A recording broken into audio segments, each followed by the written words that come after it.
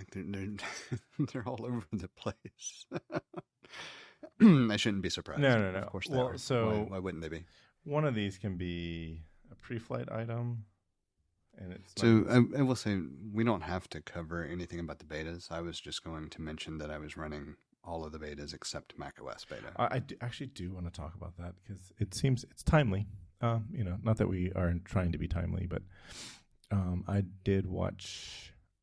I might have not watched the last 7 minutes of the keynote from yesterday. Did you watch it? I watched most of it. I think I saw all of it at in some combination. When I started it, I started with the iPad and I went back and watched the precursor up to that point. So I think I saw everything. I saw everything I was interested in. I'll put it that way. Okay. Because it overlapped with I was doing a workout and finished the workout and then jumped into the keynote. So after it was all said and done, I went back and watched the first part of the keynote later in the evening. And I know I watched up to where I had started, but I don't know that I actually really watched everything toward the end of the keynote because it reached a point where I just didn't care. Or maybe I shouldn't say it that way. It reached a point where I was not as interested. I initially put this note on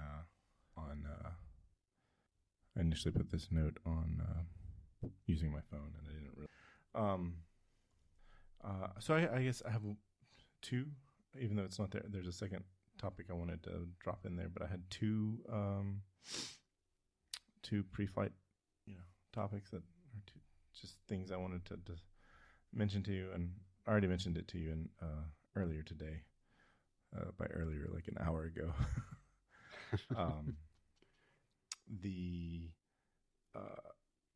The vehicle I rented while I was out in California last week was a Jeep Wrangler Rubicon 4x electric or 4xe. However, I'm not sure how they styled 4xe, but I wanted to mention in driving that vehicle, it was like a 2023. One of the things that I really liked about that vehicle, so it was a hybrid, so that was really nice for gas mileage. It was getting 20 miles to the gallon instead of 15. But it was fun to play the game of how fuel efficient can I be, and that was a lot of fun. But one of the things that was really nice about it is I didn't mention this earlier, but there's a plug in the side, so you could actually charge the battery. And it maybe I only found one place where I could plug it in and actually charge the battery, and a 40% charge gave it something like 26 miles of range in addition to, but driving it putting it in the hybrid mode. So there were you could put it in a hybrid mode, a all electric mode, or e-save, or I'm assuming that all of the regenerative braking and whatever engine power goes to charge the hybrid batteries. It just builds it up so that you're running just on the engine or the fossil fuel engine. And I really liked that there are those options. I thought that was a really cool feature. Because I could see a vehicle like that, you could it would be nice to just put it, fill up that small battery and drive around town, run errands, and not have to worry about fuel at all. That would be fantastic. And then when you're going on longer trips or whatever, you've got the fuel, you've got fossil fuel to burn. So I really like that. And a lot of what I liked was driving. We went to Yosemite, and driving around Yosemite, driving through the parking lots was really nice because most of the time it was running on battery power. And that was it felt nice to be quiet, and especially at night, it felt nice to be quiet in the park. Yeah, I wondered a bit about the actual practical implementation, just thinking about how small the available battery capacity is compared to some other alternatives. But however they branded the 4xe designation, they did that across all of the models for 2023 I think there might be one that I'm missing. But I know the Grand Cherokee, there is a version of it in done that way, and I was real curious about what that meant because of how much heavier that vehicle is, like what kind of range it would get. Mm-hmm. I haven't Because done the there's more room research. for a bigger battery. Yeah, and I haven't done the research. I certainly it's not in my price range at this point anyway to consider. But it is something that I'm curious kind of how it plays out because I do think one they look really good. That they paid attention to making the accents blue and designating them a little bit differently from the rest of the lineup, but not egregiously so. Like you can, if you know them, there's a difference and you know what it means. But if you don't know them, it just looks like another one of their same vehicles, and that's what I liked. They didn't try to be completely different stylistically with the hybrid models. Yeah, I did really appreciate that because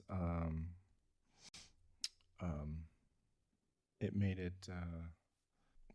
Well, yeah, I appreciated the styling because it was. I would say it's subtle, and I knew that the 4xe was their electric options, but I didn't really, I wasn't aware of all of the, I didn't know that, the different modes that we had available, and it's really it sort of fits at least with the Wrangler expectations I had for a Wrangler because the main reason I got it was because the house we stayed in Big Sur. Did not have a paved road. There's a few miles where you go on an unpaved road, and they said during the rainy season you definitely need 4-wheel drive. And so we didn't know what the weather's going to be like. So I just went ahead and rented a 4-wheel drive vehicle, and it's what Avis had. And my younger son loves Wranglers. He's 11, and he loves them, and that's so it felt good to be able to drive in one of those and make him make his day with that. And yeah, I was on the highway. I was really impressed with how well it drove and handled. I had to get used to the braking because the regenerative braking, it's a lot more. You have a lot more braking power and so forth. So there's a lot of times where I'm going downhill and I didn't have to brake at all. It was awesome. I really enjoyed that, and knowing that it's charging the battery was really nice. And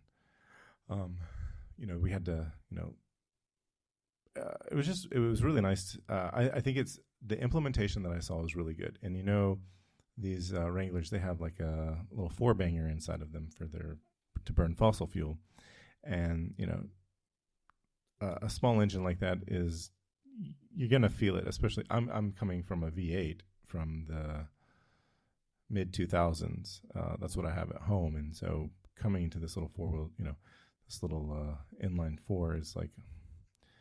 I wasn't sure if I was going to feel it or not when I saw that it was a hybrid. And once I saw that it was hybrid, I think, oh, this might feel really good because, practically every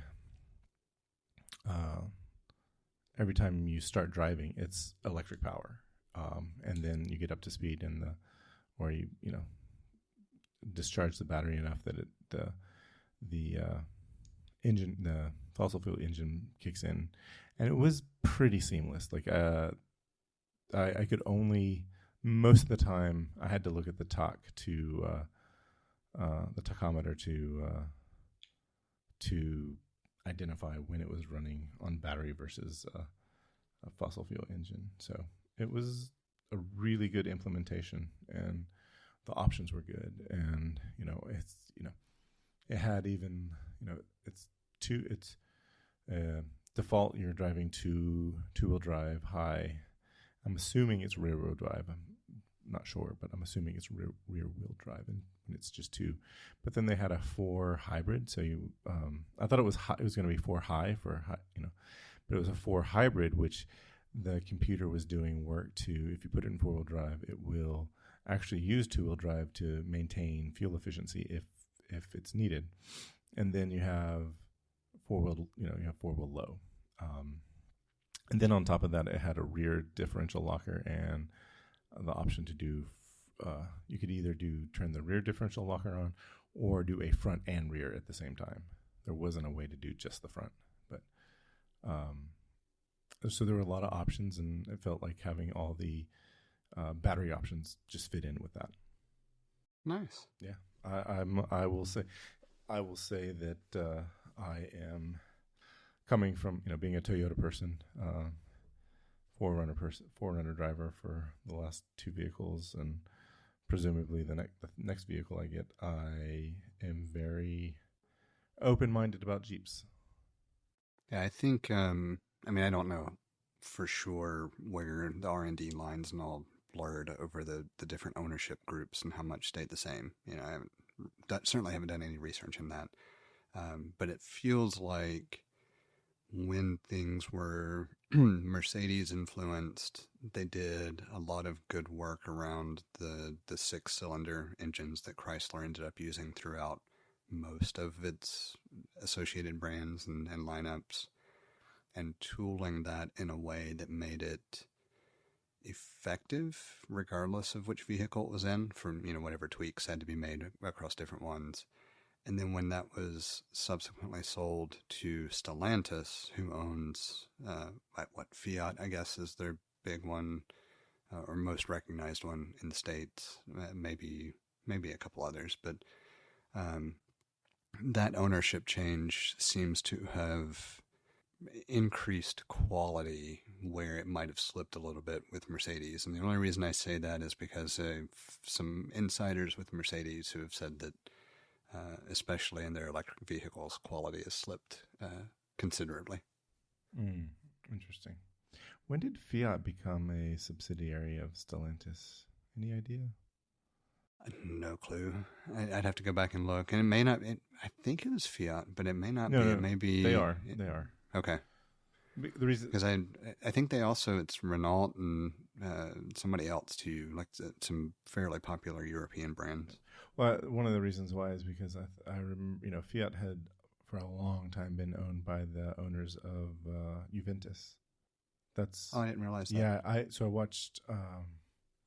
It's nice flying. I was gonna say one of the nice things about flying from last year when Beck and I came back from France, we traveled on we flew through Delta, but we had a we rode on KLM on the way back. They're a partner with Delta, and they had different video offerings on the flight back, and there was a documentary about the owners of Juventus. They have had some family tragedies, but I found out that they owned Fiat. They started Fiat, and they used that money to buy Juventus, I think. It's always interesting how, like, just thinking about like Ryan Reynolds and his diversification portfolio with like Gen and Wrexham and everything else, and it's just funny to think about how any involvement in any large organization and subsequent investment into others, and how, I don't know, it's fun to think about all those different seemingly odd pairings that occur as a result. Well, it's Jon Stewart had a nice little a monologue about corporations are just going to be corporations, and that's I found myself saying that just today, that corporations are just going to be corporations, and they're going to do what corporations do, and they are not people. They are not interested in people per se, I guess, but no matter how benevolent the corporation is, it's still a corporation. Just like we could say, no matter how benevolent a dictator is, it's still a dictator. With their good comparison. What? It's a good comparison. Thank you. So the other thing I had for pre-flight was the ellipses in the Star Wars scroll. It's four periods, and that bothers me. And that's all I wanted to say about that. I never paid attention to that, actually. Well, where we were staying in Big Sur was a house that was off grid, so it was cool. They had solar panels for their primary energy source, and they had a propane generator for backup. But I think the entire time we were there, we had good sunlight, and so we were able to get all of our energy on from solar. and their Wi-Fi was backed by Starlink, so everything was satellite. So it was. They said it wasn't capable. They said it wasn't good for streaming video, but it turns out it wasn't bad for streaming video. I'm sure it's very expensive, so we avoided it. But that was nice. And why did I go there? And that was because they had a lot of DVDs, so you could watch movies downstairs on their DVD player. And so I had to reintroduce DVDs to my children. Because they knew about it early on, but they'd since forgotten about it. Because primarily their whole lives it's been streaming has been available to them, and so I showed them how to use the DVD player, and I was like, "You can figure some of this out." I let them, and they did. But we watched The Empire Strikes Back, and the scroll at the end of the scroll, there's an ellipsis, and it had 4 periods, and I'm like, that is. Must have been different in the 70s. The MLA style changes from time to time, so maybe that's what it was. I don't know, but I noticed. I'm pretty sure it was purely a text justification thing. Like without the period, something lined up in a way that wasn't as aesthetically pleasing. It's the last line, though. I don't know. I don't know. Maybe George Lucas is like, I think the ellipsis should have 4. I don't know, but his movie, I noticed it. It's kind of like how you notice when I notice when people double space on after between a period and the beginning of a new sentence when there's 2 spaces like you used to do on a typewriter. I used to do it. You called me out about it about 8 years ago. You're like, you got to stop doing that, and I did, and I'm like, now I notice everyone who does do it, and it bothers me, or at least I notice it. Maybe not. Bothers me is probably too strong a sentiment. Fun anecdote. Even back in the typewriter days, I did not do 2 spaces after a period. I was a rebel. Indeed you were. Did anyone ever call you out on it? No, not that I recall, but I did a lot of things to stretch space in general anyway, so I think it just wasn't as noticeable. I think that, stretching space and like the idea of having a longer essay is, I don't like that idea, because it's a lot easier to be verbose than it is to express your thoughts concisely. And teaching people to be verbose feels like a male writer thing to do in the United States, because god damn, the Scarlet Letter was way too long.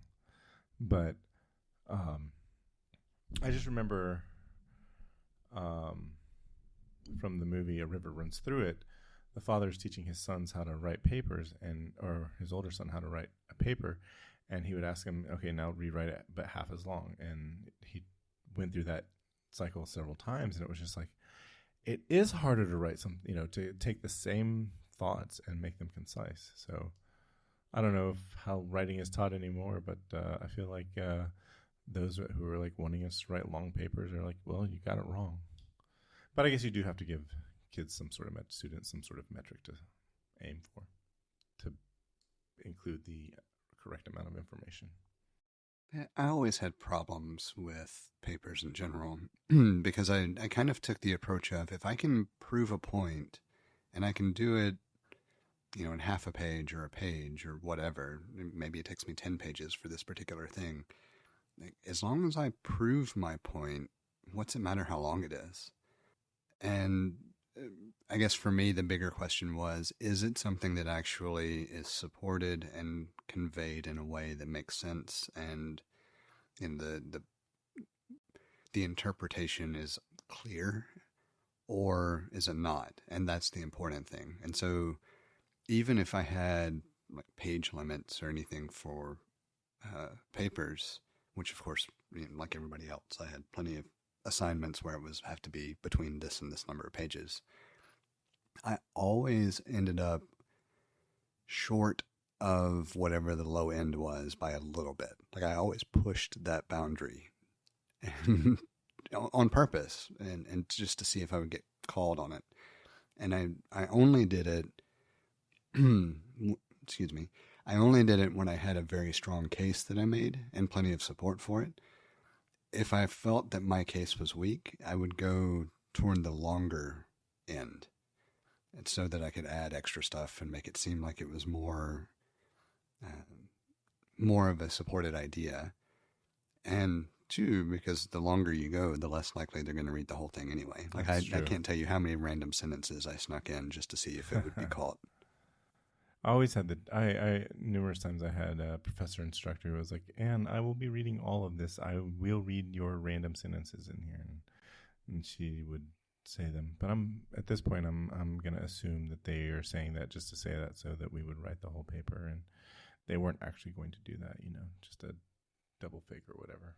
It'd be real interesting to have my current consciousness going through high school again and seeing if I would do anything differently. Oh yeah, you do a lot differently. I'm pretty sure. Maybe. I would. I would try to. I mean, I expect a number of things would be different, but I also expect I would just be more confrontational about challenging the things that I challenged to begin with. Right. That's what I'm thinking. I was like, I feel like I'd be a little more confrontational, but I would do it more respectfully than you would expect a high school student to do it. I would try to get away with more. Like I was too much of a rule follower, I think, and I would try to get away with more. Not try to get away with more so much as I'm going to do things where I know that asking for forgiveness the forgiveness will be granted, that kind of thing, instead of asking for permission. And I think high school would be a lot easier, and I have much better grades. See, the funny thing is, like as you were describing it, it's like, well, that's what I did in high school. So I can only imagine if I was even more confrontational. Right. So we have we have a number of topics which you can hear about in the following podcast. I like all the betas. We can start there, and then depending on where we go from there, we'll see. I don't expect us to hit all of these. No, I don't either. I expect them to be pushed off to the next episode if But I do think especially since WWDC just happened, I do think all the betas would be a good one to start with. Because I think it's funny. Day 3 is going to start as we record tomorrow. Yeah, I think yeah, I know what you meant though. We just wrapped day 2 as we record. Yes. Not that either of us are there or either of us are developing. Wait, are you developing anything still? Because you were at one point. I sort of am. Like I keep going back to it and making some tweaks and trying to figure out some things, but I'm not actively pushing forward on it. Let's talk more about this after the recording. Okay. I have questions. So with the betas, it's funny what I latched onto as a reason to try running the betas is kind of the most ridiculous thing to latch onto. Tell me. When they showed the night mode version of the icons from a customization perspective and showed that you could drag them anywhere in the home icons on the home screen anywhere in the grid, like that was your thing. The proper customization that Android has had for a decade. Yeah. At this point. Yeah. That was my thing. It was like, no, this makes my life drastically easier because I've got groups of things that I do now. Like I have a group of apps for different aspects of production, like controlling lights or remote viewing a monitor, or a bunch of different things that I do in that particular use case. And then I have a group of apps for my day-to-day workouts and data and everything else, and a group of apps for communication. And it's like, this helps me immensely just to be able to have a gap between different things. I don't have to do this page is these apps and this page is these apps and et cetera, et cetera.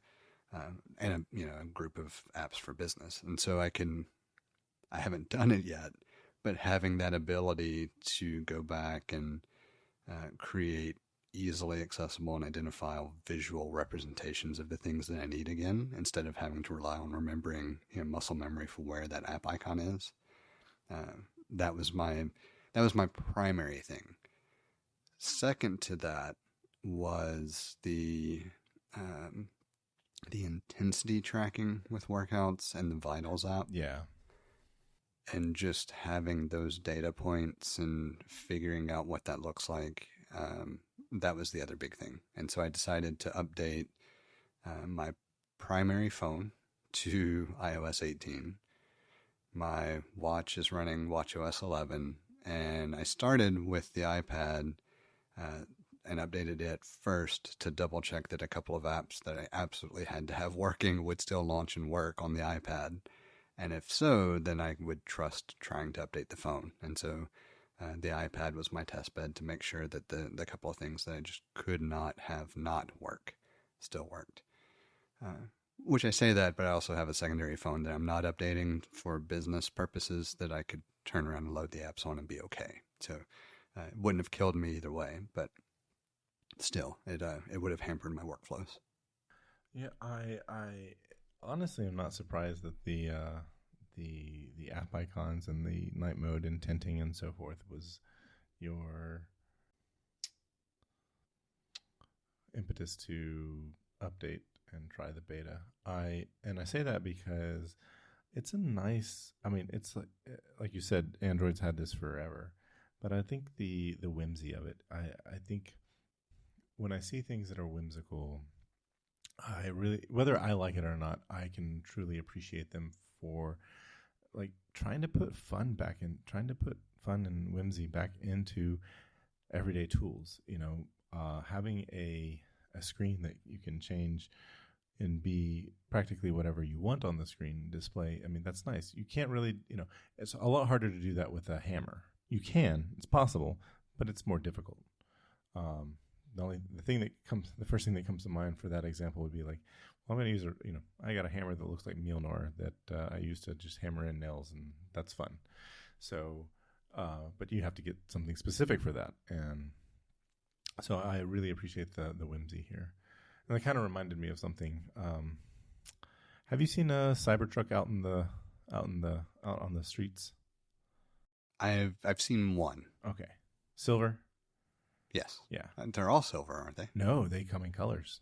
You just I didn't realize I that. didn't either until I saw one. Does it come in colors, or was that an aftermarket coloration? I think that you can get it in a color. I think it's offered, but I'm not sure. But I saw a maroon one and I've seen a black one. The black one, it's a good color on it. It doesn't make it look less stupid from the side. But I was going to say, if you tell me it made it look decent, I'm going to can't. reach through the phone and there is nothing you can do to the current design to make it look not stupid. Yeah, so that's what I was going to say, and I was telling my kids this, and it's like because they had a whole thing on our trip where it was like they were going on about how there's Teslas everywhere, and they're like, I'm tired of seeing Teslas, and I was like, the Model S is okay to look at, but I get the rest of the ones, but I remember seeing the Cybertruck, and I'm like, I really like that they did something whimsical. I really like that they took the Star Fox School of Design implementation of this truck. Seeing it out in the real world, it looks silly. It does make me laugh. I can't not, but I do appreciate the whimsical nature of it. But I will say, I was driving down Highway 101 in California, and a Cybertruck kind of came up on my bumper, and it looked from the front, looking, the front view of it, looking from the back of, looking through the rearview mirror. It's intimidating. It kind of reminded me of the ED-209 from RoboCop, and I'm like, I could see if they fixed the back end of it and made it look cool, it'd be a cool car. But it's a stupid truck right now.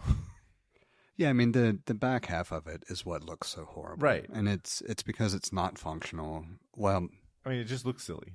Yeah, and I said non-functional. It's technically functional, but it's not functional as a truck. It's more functional as a trunk on a vehicle. You could probably get an antique in there or something. Maybe. I mean, it's. I can understand an appreciation for doing something different. It's just really bad execution. I assume, yeah, I agree. If they had made a car, if it was actually gonna, if it had been a car, that would have been, I think they would have had a better chance. I don't know if it would have, I don't know if they would have made something that we don't laugh at, but I think they had a better chance if it had been a car. And I don't mean like a crossover kind of thing with a hatchback, but I mean like a sedan. So I don't know. Like if you look at general Tesla design, like, how did this come about anyway?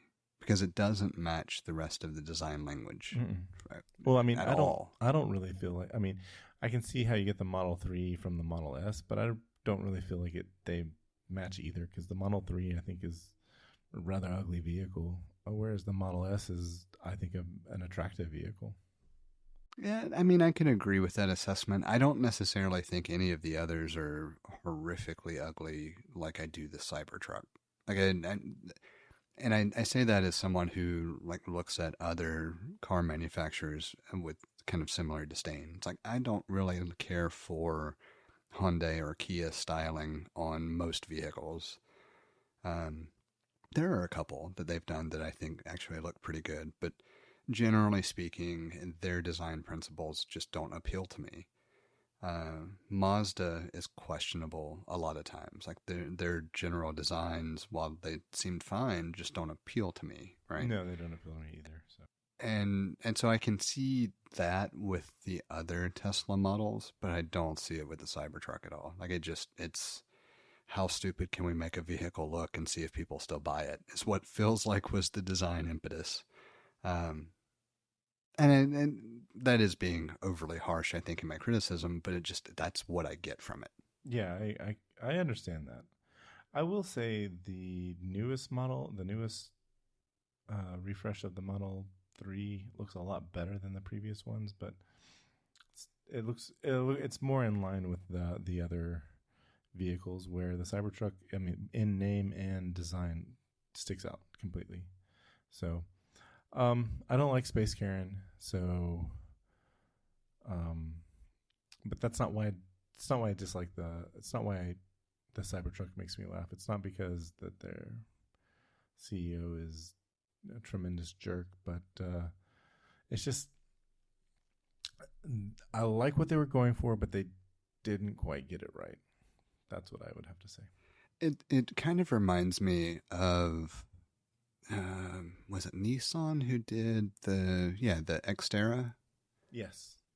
To me, that has kind of a similar thing for the time. Like at the time, the Xterra looked drastically different Oh from the yeah. competition. Yeah. And I think they pulled it off better. I agree.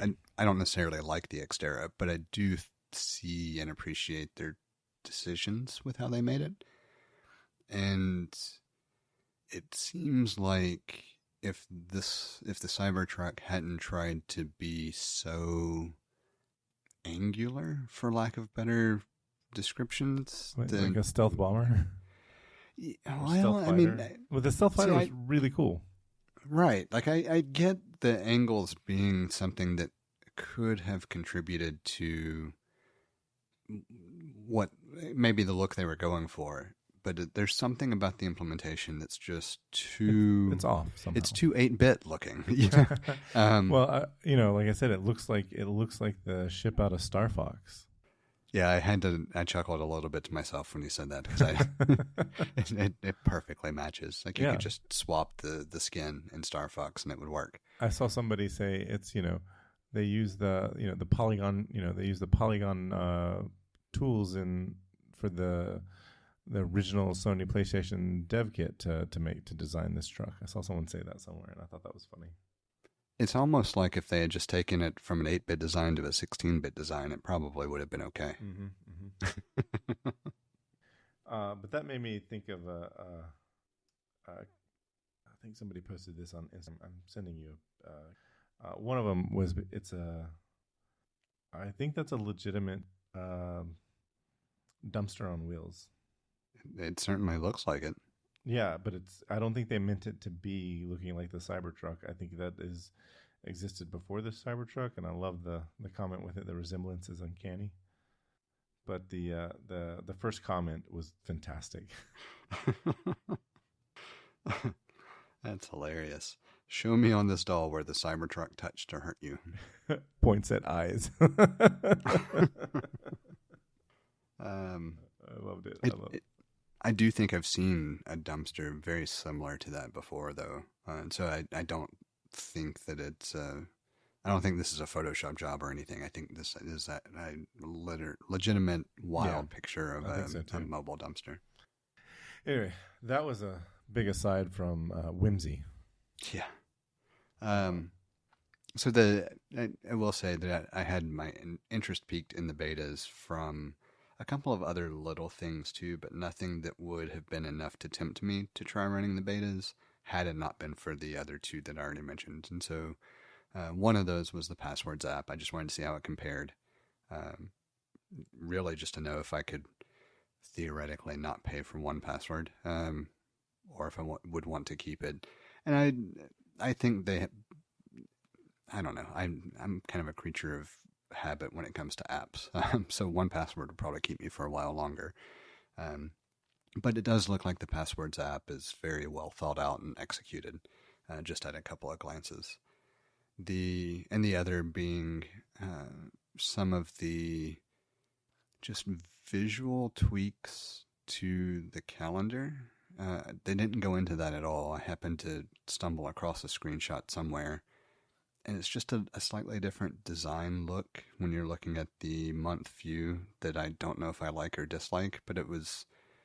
Is this on iOS? Yeah, it just seems cleaner. So I'll send a screenshot of what I mean, and you'll recognize the difference pretty quickly. I'll put it that way. But like if you, I don't know what view you call that. If you use the view where you see the calendar as a whole, and then you have the day listed below, that's the calendar view. So the calendar days have this colored bar under them to represent the different colors from the calendar, the calendars that you have defined with the color coding for the events for the day. When I send this, you'll kind of get a feel for what I'm talking about. But it just seemed kind of interesting, and again, it would not have been something that I would have upgraded for by itself by any means. But it made me want to see what some of the other design tweaks might be. That's interesting. I think I like that. Yeah, that was my first take too. It was like, I think I appreciate it, and it makes me want to see what else might be done in a similar fashion throughout the native apps from a redesign perspective. But it would not have been something that I would have said, yeah, I'll upgrade to try it out. It's one of those things where I look at it and I was like, what I see there may be something about it that makes me want to change how I actually use the application right now. Like I'm using it in a certain way. Here's different functionality, or even just different, visual. It's not even necessarily functionality, but just a visual presentation of the same information, and how you enter that information. How I enter that information may change because of the presentation. That as quote unquote, well, I don't think calendar apps are boring, and I mean they're obviously not, they're not showing that off in the keynote for obvious reasons, yeah. But I'm like, I use my calendar a lot, and I rely on my calendar, and it makes sense to tweak workflow based on visual changes. So that's I find that interesting. So yeah, it's something that makes me really curious if that's going to translate across to a redesigned look in macOS as well. And if so, then I do anticipate I'm going to change some things that I'm doing with the calendar. Because like at the moment, I have two different gyms class schedules on my calendar just so I pay attention to what's what over the course of the day. It's not that I actually need them, because at this point I know the schedule. It's not something I have to have on the calendar, and so I could remove that and start having more color emphasis on those days when I have like client-facing stuff that would be more interesting. Or I could just pick a color that doesn't show up with the class schedules like I've done already, actually, because there are a couple of days where you can see kind of a green tint more on the day. So it might be that I just change the way I use the calendar and do client-facing things with a more vibrant color for that heat map kind of thing. I don't know. It's just one of those things that it caught my attention. I thought it was neat, and that just added to the additional reasons to say, okay, well, since my core apps that I absolutely have to have functioning seem to work, I'll give it a shot. Yeah. Well, I was just thinking about it. I was like, do you have room on your hard drive, internal hard drive, for installing Sequoia? I do. I when I reinstalled everything a few weeks back, I did not copy over all of the raw video files that I had been working with. I made a couple of tweaks to the externals that I was using that I now can plug up easily and not have to juggle. And I guess quick side note, I added a couple of Thunderbolt docks for the express purpose of maintaining all of my external hard drives plugged up to my laptop when I'm sitting at my desk. And that has allowed me to migrate some of the raw footage that I don't always need to have handy, but have been still working with, kind of playing with some things. So it needs to be semi-handy. But as a result, I have about 50% of my internal storage available to me again, where it had been closer to 20% prior to reinstalling everything. And I now have an additional 4 terabyte external drive that's blank that will allow me to shuffle some things around as I need to for current projects. Nice. So yeah, long-winded way of saying yes, I have room to be able to do so, assuming I decide to try it. And I'm not sold on trying it yet, because that impacts so many things now from workflow perspectives that I don't know. I'm leery of updating Mac OS, whereas I'll jump on the latest bandwagon with the others. I do get that. So yeah, interesting. There were well, I guess the big feature set that's interesting is Apple Intelligence, and so this is where I agree. I like the promise of some of the AI or machine learning aspects, depending on which part of the presentation they were calling out and what they were talking about. I'm just not sold on it. And I say it from the standpoint of Siri was billed as this really phenomenal thing that has never worked for me the way that it was advertised to work. So I'm taking it with a grain of salt. That's really all it comes down to, is that I do think they believe the messaging around Apple Intelligence, and I do believe it has the potential to make some really positive improvements to daily workflow. But I'm holding my breath a little bit, if I'm being honest. I can understand that. Because we've seen Siri get some updates, but I am hopeful for this because this is the interest, or this is the buzz in tech right now, is AI. And we've discussed, is it really artificial intelligence? And, I don't think anyone who understands what's going on will consider it actual, it's not self-aware. So is that, I guess is that the level, is that, how do we define artificial intelligence? We talked about, not seeing this on the way here, but at the same time, it's like, I remember when in the mid 2000s, going to google.com and searching for something and finding like, wow, these results are fantastic. Like I've never gotten results like this in Alta Vista. I've never gotten results like this in mama.com.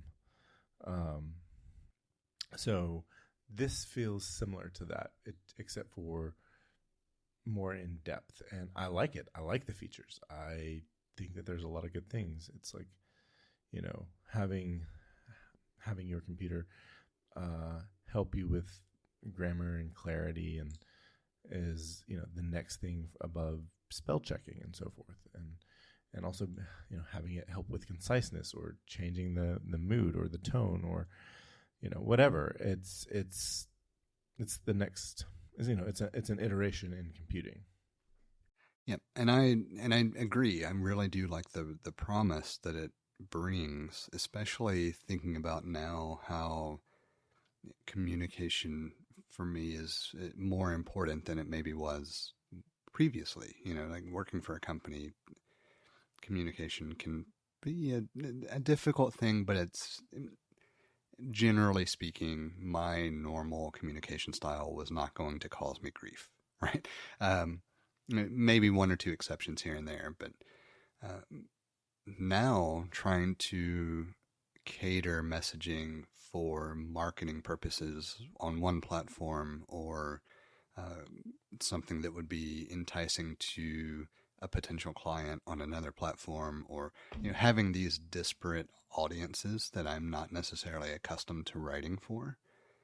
I do like having the promise of being able to adapt a message, or change a message on the fly, or generate a whole different stylized version of it.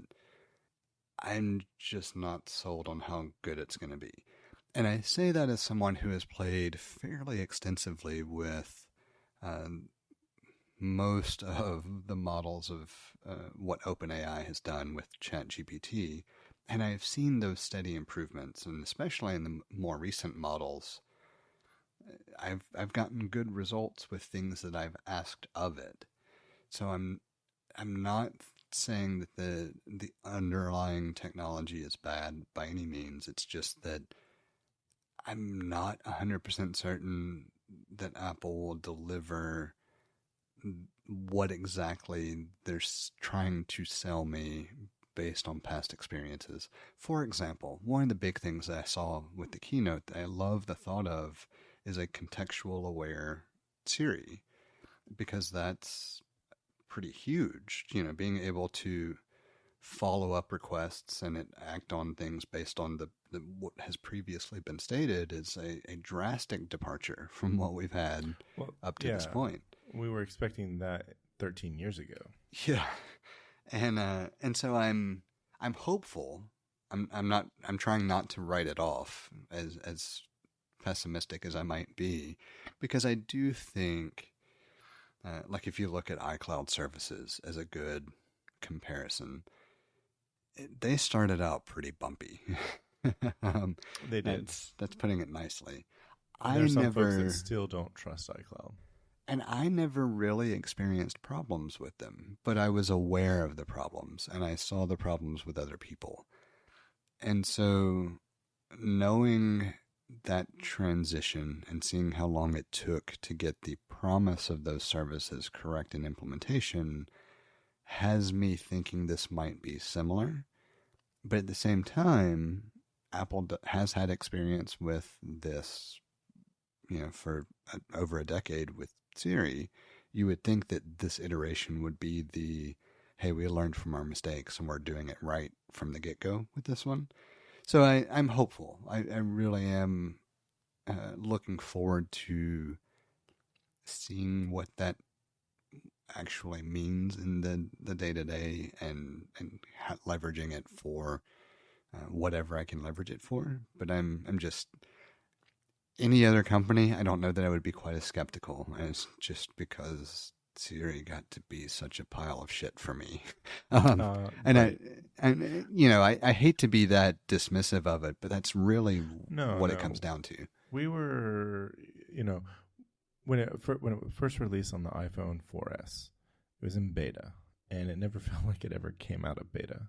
Right. But when it was in beta, you know, when we first came out, we were forgiving of it, because it was, you know, even if it wasn't quote unquote in beta, it was still new, and it was like, you know, there's stuff that has to be done, and it's new, and we're not relying on it. But, you know, 13 years later, and it's like, I can't trust it to like start a timer for me all the time, or find There's a contact. I've mentioned this before. There's a contact for the place where I go get my haircut. It's Sax, Saxx, Sax Hair Salon, and I can say Sax Hair Salon, and I would, ideally it would get hair salon and connect it with Sax because it's close enough.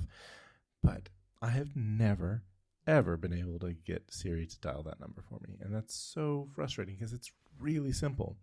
So that's one of the first things I will try when I have iOS 18 on my phone. But it's just, this is kind of a time where if they don't get this right, there's going to be a lot of gnashing of teeth.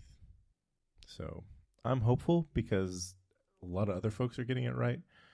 But we'll see. But, if they get it half as right as the transition from HFS Plus to APFS, dude, we're golden. Yeah, one thing I really do like that I think we should add to this conversation because it is different from what everybody else is doing. They're trying to do as much on device as they can, which I appreciate. I will always be on board with that approach. Me too. They've added this extension to if it's not capable of being done on device, instead of just sending it to a server farm, they've created a theoretical private cloud or private compute, cloud compute set of nodes, modules, like the actual full architecture. I have yet to look up the white papers and take a look at all the details. But I like the idea being, if it's not capable of being done on device, instead of just sending it to Apple's server farm, they're using encryption and data scrubbing and everything else to theoretically anonymize anything that might be publicly visible. None of it stored, etc., but leveraging compute resources in the cloud that are still private based on the connection that your device has with that set of compute resources. Yeah. I don't doubt that they've been able to figure that out. I'm a little skeptical because that's just my nature when it comes to sending things off device. But I do trust that they very sincerely have meant to and have implemented things in such a way that it maintains that level of privacy that you expect. Otherwise, they wouldn't have called it out, and they wouldn't have made sure to emphasize that it was third-party verifiable. Yeah, I really appreciate that. That's, they believe in the approach that they're taking is like, we're doing this and we want you to, we're happy to have watchdogs take a look at this and verify that we are doing what we say we're doing. So I don't think that they're playing lip service. Whether I trust them to get it right, and because the missteps that they've made a couple of missteps in recent in the last few years. One of them being with the CSAM material and how they were, they backtracked on that because it just. I don't think that it was a bad idea, but I understand why other people did. And yeah, we talked a little bit about that even at the time, and I'm still 50-50 on it. Go ahead.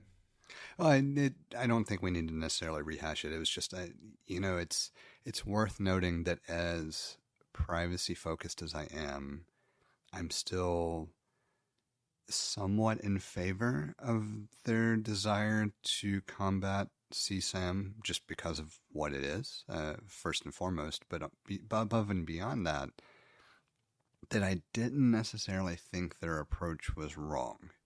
I don't either. I do. I even argued personally that it could be the beginnings of a bad set of policies, depending on how it was expanded or maybe legislated or other things that could have changed its scope and impact.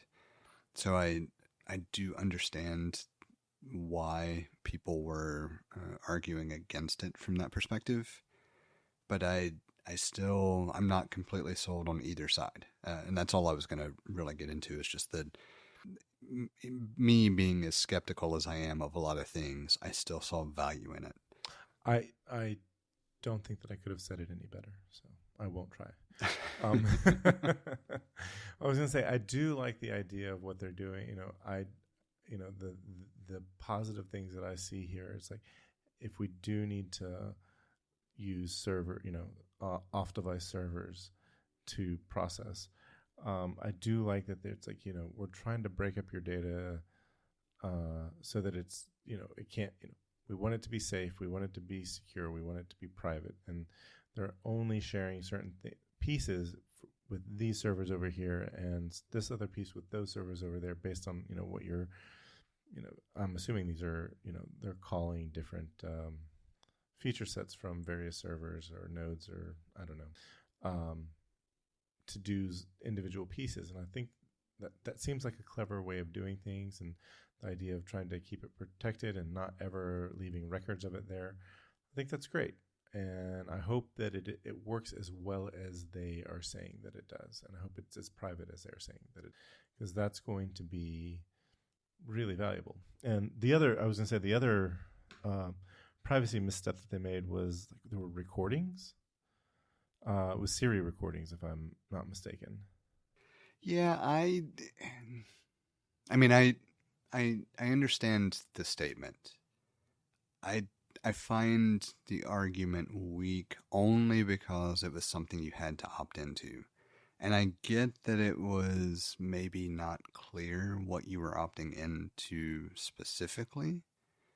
Like that's the point where I kind of agreed that maybe the argument exists, but still there was a question presented to you about do you want to opt into this program or share recordings for this reason, and you had to say yes. Like when it requires a user to agree, regardless of how frictionless that agreement might be, there's still a level of agreement.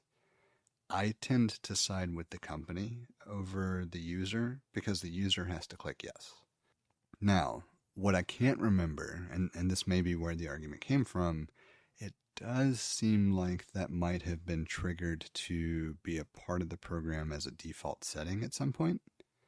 And maybe that's where the issue was, but I'm very fuzzy in my recollection about the full details of the conspiracy, for lack of better phrasing. Well, I'm fairly fuzzy on it as well, but I think that my recollection of it was that it was a default setting. I don't know that there was a way to turn it off.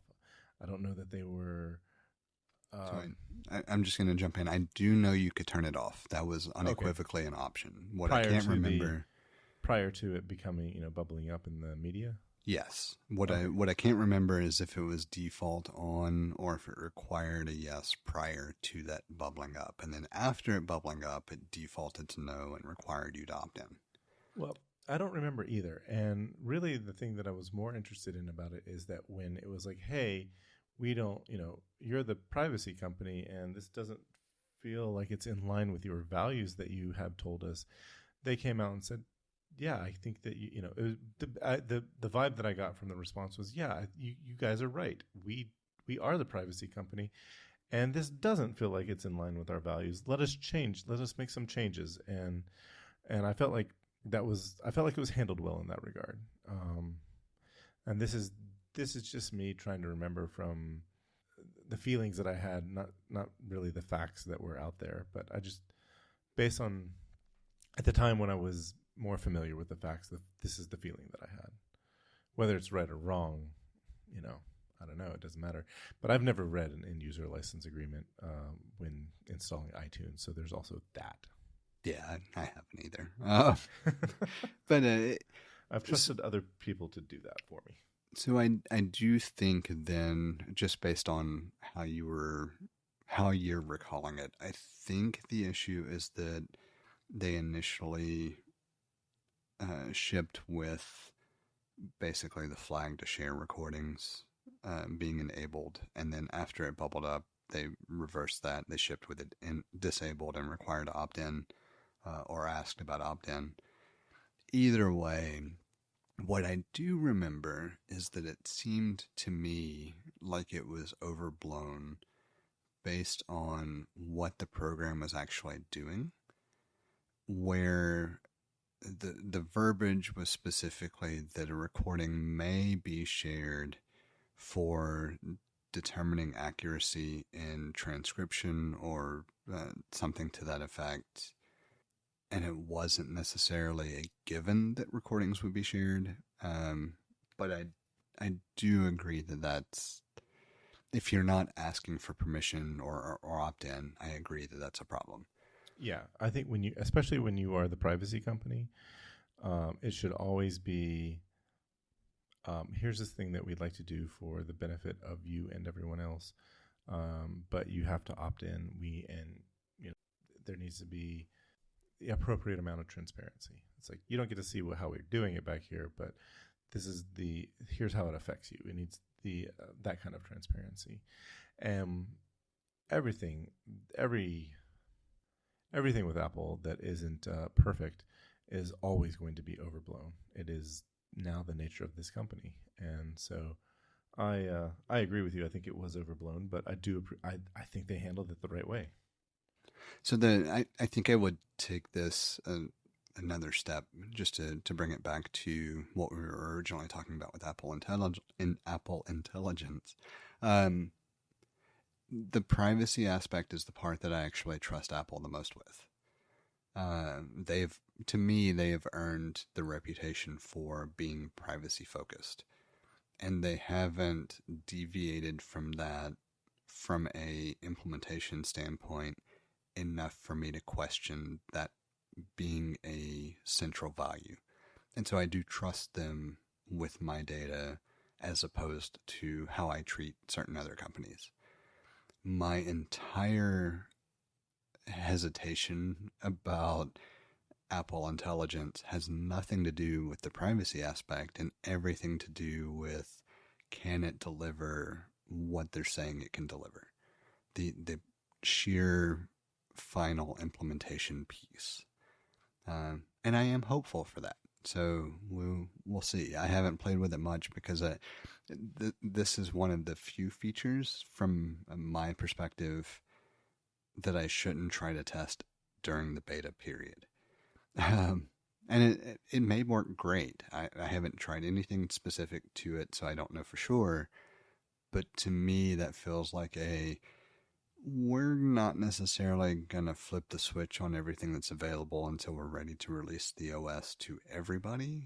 And so I feel like anything I do now may or may not be reflective of the final implementation. Well, I was going to say, I'm not sure how much you can do at the moment because on their website, if you look at the Apple Intelligence overview, it's coming in beta this fall. So it's not even. And I remember seeing. Is it even available now? It's not. So I remember seeing a blurb also that they've froze anything related to it as far as access from the OS for the current developer betas as well. Yeah, that makes sense. Do you at least get the new Siri? No, it's still the old little. Still the old. Yeah. Okay. I really like the way that I thought that was a cool design to say, hey, you know what? We're trying to make Siri everywhere, helpful everywhere. So I'm hoping that they deliver. I'm hoping they deliver on this. Yeah, they really need to. The Siri's been so bad for so long. I have to call out one other thing that I chuckled a little bit at that I do appreciate. The AirPods updates where there's motion, like you could shake your head to say yes or no to a request. That's the kind of thing that to me is like, oh, why the hell wasn't this a part of it to begin with? Right. But at the same time, I also recognize part of iOS for first two versions. But at the same time, I recognize that I never would have thought about shaking my heads with the AirPods as being a gesture either. Like there is also an aspect of, oh, you know what? We can do this too. That I do appreciate, and I do like that they're exploring those types of things as we go. Like that's the perfect iteration and refinement that Apple is known for. And I appreciate that being a feature that's coming. Yeah, there was something. Yeah, voice isolation was also something, and it wasn't clear to me if it's only going to be the current version or not. I don't think they specified, so I would expect that to be the case, but I also don't know if I have the current version or not.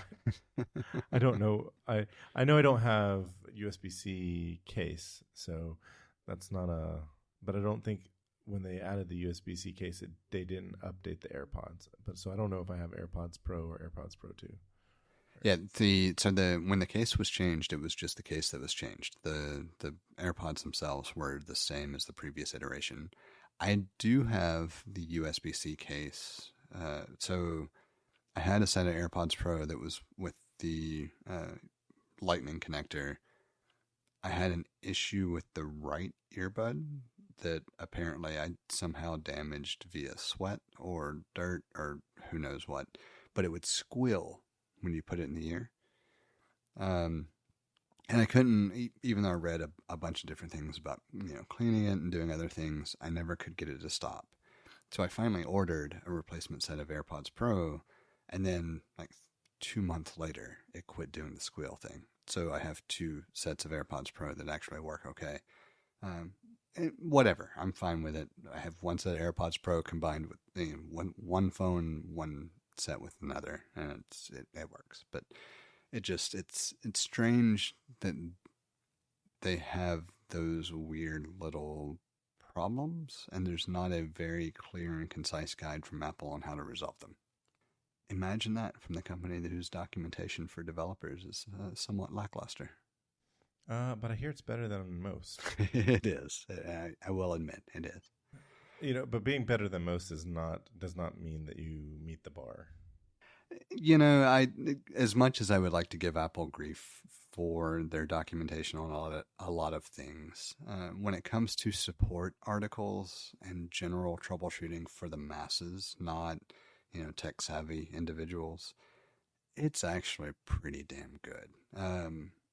Most of them walk you through the steps you need and then direct you to the Genius Bar for follow-up if those don't resolve it. And I can appreciate that being the line they walk. I just wish I could access the other documentation that I know exists that's behind the corporate wall. Right. I'm not sure that's going to be better, though. It would at least give me additional details. Yeah. That's true. And I figured out how to decipher a lot of their information. Like if you just gave it to me, I could probably find the answers I need. But anyway, I digress.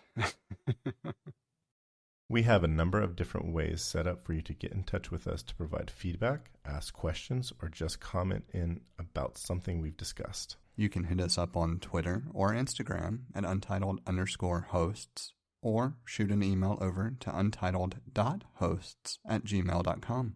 Or get in touch directly with Jesse at jthart.com, or get in touch with me, John, via telepathy.